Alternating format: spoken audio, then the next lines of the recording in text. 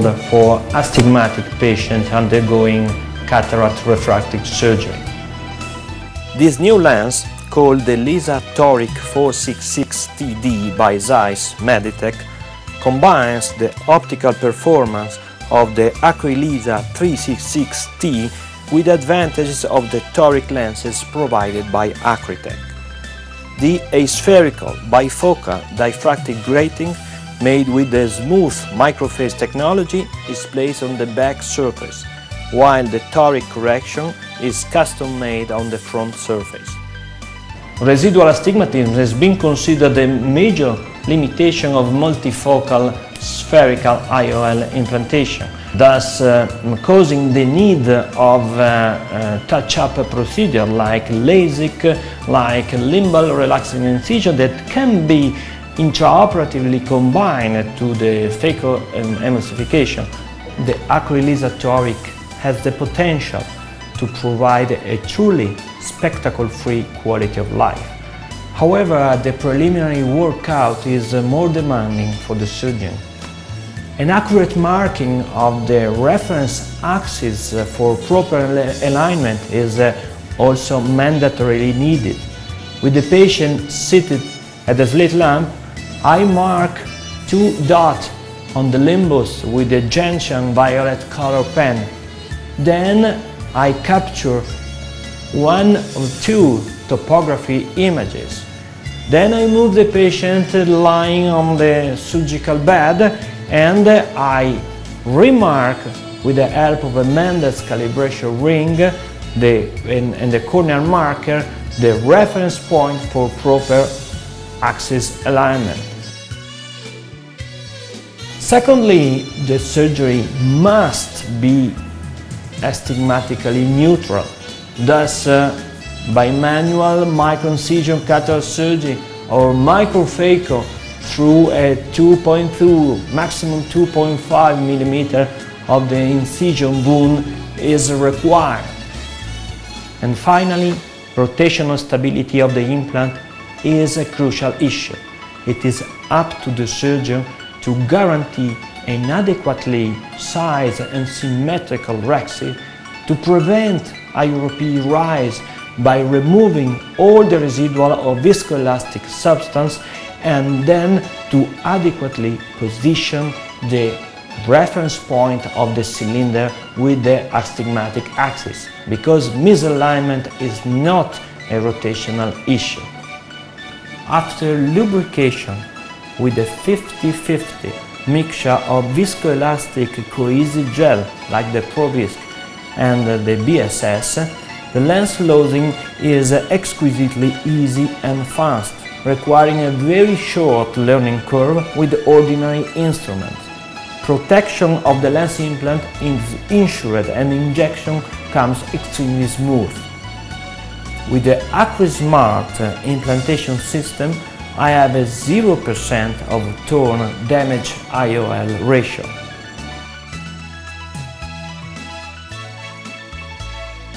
I discovered the potential to implant Acrylisa in cases that were previously excluded from surgery, if not considered true contraindication, like X-anisometropia, amblyopic eyes, post-refractive surgery eyes, pediatric monolateral cataract eyes. Gianni aveva una situazione critica dal punto di vista della qualità della vita, aveva un'ipermetropia elevata con un astigmatismo elevato, ma soprattutto critica dal punto di vista clinico. Infatti rischiava l'occlusione angolare, in realtà aveva già avuto 2 o 3 attacchi subacuti di ipertensione intraoculare. Era molto giovane, un cristallino particolarmente attivo e la soluzione chirurgica del suo problema clinico era la rimozione del cristallino. Noi abbiamo in un colpo solo corretto ipermetropia, astigmatismo e la presbiopia indotta dall'estrazione del cristallino. Abbiamo risolto per sempre il problema della ristrettezza dei parametri anatomici della camera anteriore di Gianni. Sono Gianni, da quando sono nato che ho grossi problemi agli occhi. Ho sempre portato l'occhiale, per più di 30 anni ho avuto grossi problemi fino a che dopo i 30 anni mi hanno diagnosticato questo glaucoma.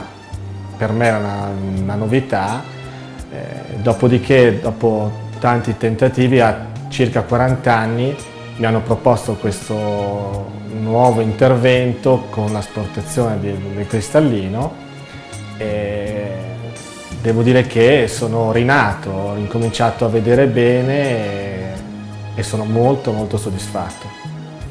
Speaking about difficulty, pay attention to the landmarks can cause some complication. For an ICL surgeon like I am, they actually mirror what we are used to see in the ICL surgery. That is, the distal left landmark is put instead of the distal right in the leading optic, while the bottom right is dotted instead of the bottom left in the proximal wing. Upside down inverted implantation, however, should not cause any significant change of the correcting power due to the 0 degrees optic angulation. Thank you, Dr. Lovasolo. It is now my pleasure to introduce Dr. Detlef Breyer, an ophthalmic surgeon in Dusseldorf, Germany. He was also an original member of the Acrolisa Toric Investigator Group and recently gave the first presentation on the Acrolisa Toric lens to the American Society of Cataract and Refractive Surgeons in Chicago. First of all, I would like to emphasize the importance of video keratoscopy. A keratoconus, as shown here, is a clear contraindication for bifocal IOL. The quality of the following bow tie pattern astigmatism is inadequate to achieve good results with Alisa TD. The post-operative result is only as good as the preoperative data from keratoscopy in biometry. We mark the horizontal axis of the eye in drop anesthesia while the patient is sitting in an upright position. We formerly used the goiter plumb marker and now switch to the new Gerten plumb marker, which is a clear improvement due to its design, which allows an exact adjustment of the marking axis, easier handling in deep-set orbits, and the weight reacts faster and more precise due to its special joint as demonstrated. A coaxial microincision cataract surgery is performed with the Oertli OS3 phaco machine. This allows an incision size of 1.8 millimeters.